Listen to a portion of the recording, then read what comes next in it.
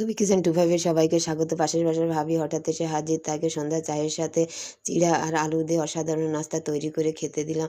এখানে 1 কাপ চিড়া ভালো করে ধুয়ে নিয়েছি এবং একটা মিডিয়াম সাইজের আলু সিদ্ধ করে গ্রেট করে নিয়েছি। বন্ধুরা, আজকের রেসিপিটি ভালো লাগলে প্লিজ আমার চ্যানেলটিকে সাবস্ক্রাইব করে এবং লাইক শেয়ার কমেন্ট করে পাশে থেকো। স্বাদমতো লবণ, 1 টেবিল চামচ পেঁয়াজ কুচি, 1 চা চামচ রসুন কুচি, 1 চা চামচ কাঁচামরিচ কুচি, 1 চা চামচ হলুদ গুঁড়া, 1 চা চামচ চাট মশলা, 1 টেবিল চামচ লেবুর রস,